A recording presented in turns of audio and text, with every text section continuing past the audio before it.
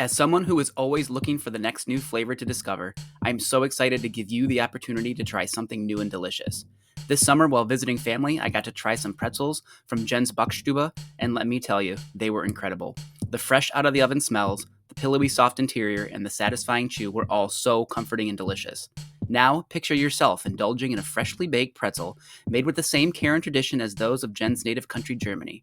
I am here to tell you, Jen provides authentic pretzels that exceed the taste and quality of those commonly found in malls or in the freezer aisle at the local grocery stores. And they can be yours. Jen will ship them directly to you.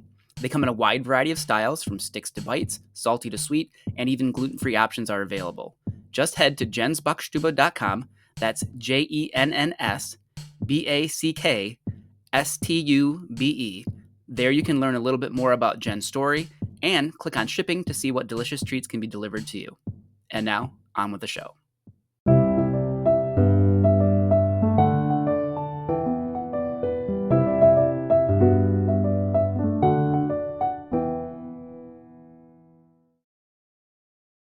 This is going to be the last episode of Season 1 of Lessons We Forgot. My school district is done for the year, and I'm going to take the summer off. I will be back in August, though, for Season number 2. I'm also very happy to announce that I have a special guest host this week. To start the episode, my dad is going to share a story with you that really resonated with me. For the last time this school year, this is Lessons We Forgot, and this episode is called Thank You. So let me begin by putting this into a little bit of perspective.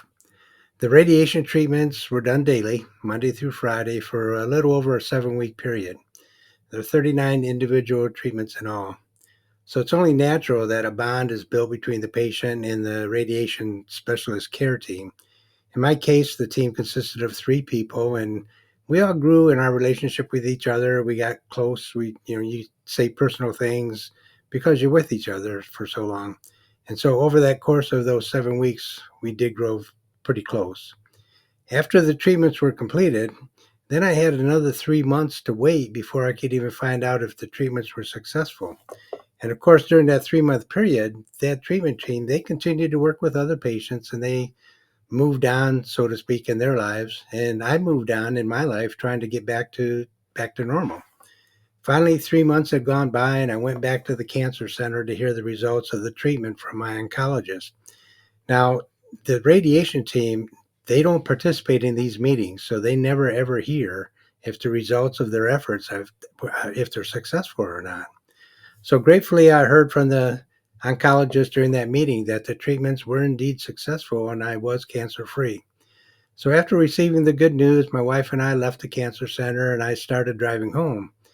I drove about 2 blocks from the center when it occurred to me that I should go back and thank my radiation treatment team for all the hard work that they did. So I turned around and went back to the cancer center to share the good news with the 3 people who really did all the work. When we returned, though, both the door greeter and the receptionist, they looked at me a little bit confused since we just left. And I said, there's something I forgot to do. And so I asked the receptionist if she could contact my treatment team to let them know I would like to see them. When the first radiation specialist arrived, I told her the good news. I just wanted to say thank you for all the hard work she did and the rest of the team did for me. And at that point, you could see that her eyes were starting to water. And, she said, no one ever comes back to say thank you. And then the leader came, then the team leader arrived. And when I told him the same thing about my wonderful news, he had the same reaction as the first person. He's fighting back tears. And he just said, no one ever comes back to say thank you. We just never know. And finally, the third member of the team, she arrived. And once again, she had the same response that the other 2 did. And she said the same thing. She says, no one ever comes back to say thank you. So we talked a little bit. We gave each other some heartfelt hugs. And when I left the cancer center for the second time that day, I felt a whole lot better than the first time I left. Every year we send our students away for the summer, on to a new grade or even to a new school. For us, it is usually all smiles, maybe some hugs or high fives or even a sigh of relief.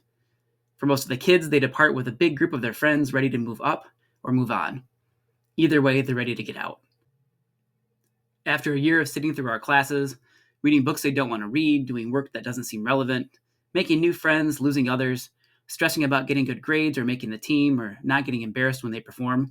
Most of them are ready to move on with their lives. And when the last bell rings, they are gone and they don't ever want to come back. But honestly, can you blame them? Why would someone want to go back to a place like that willingly? A place where they have, well, suffered isn't probably the right word, but we all know that there's some form of trauma that occurs in middle school. We've all experienced it, and most of us would rather just move on with our lives than go back. But there's usually at least one who doesn't feel that way.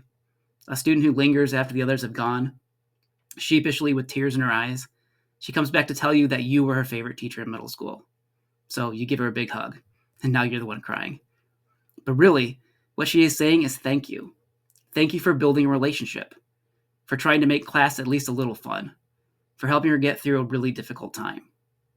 But you know the truth. Some might even say you're deflecting. She actually did all the hard work, but it still feels really good to hear thank you. My wife has some pretty old-fashioned habits. She likes to print out some of her pictures and not just share them with friends online. She is a sucker for classic sights like sunsets, Christmas trees, and waterfalls. She loves old-school comfort foods and other holiday favorites.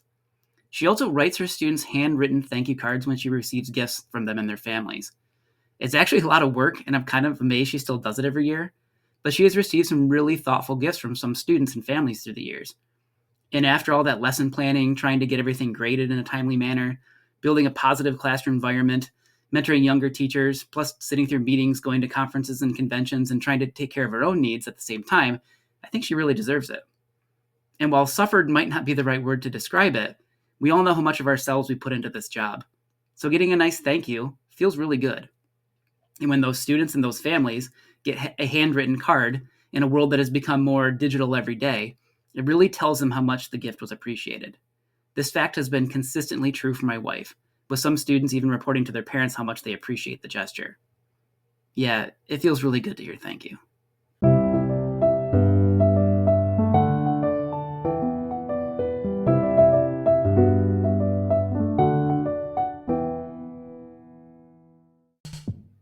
It was so cool to have my dad on the show this week.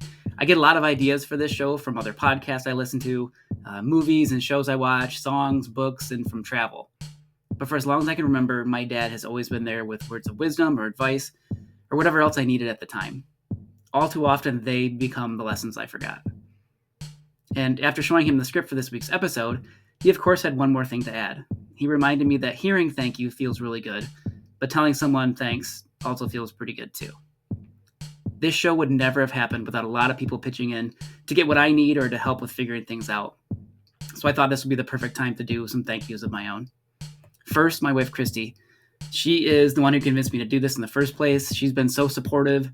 She's my quality control, and she's constantly helping me promote the show since I am terrible at social media. The song you hear each week is from a former student of mine, Reggie Ferguson. Even though he's really busy with tons of extracurricular activities, he was able to knock out that song for me. I think it really suits the vibe of the podcast. I really believe in him, and he's going to do some great things. He probably already is. The logo for the show is from Mary Haskin. She was really supportive from the second I told her about my plans, and she worked with me to get the logo exactly how I want it to look, and she's been really helpful whenever I've asked for advice after that. Ron Northrup designed our physical media, which is so important for spreading the show. His expertise in this field, something that I know almost nothing about, so I literally couldn't have done this without him. And to everyone who listens to the show, and especially if you subscribe, like, comment, or anything like that, thank you. This doesn't happen without you. And special thanks to everyone who has encouraged me along the way. This was a lot harder than I thought it would be at first. Your support really kept me going. Now, like I said at the beginning of the show, we are done for the season. I'm taking the summer off, but I'll be back in August for season number 2. In the meantime, get yourself rested and recharged and ready for the next round. I'll see you then.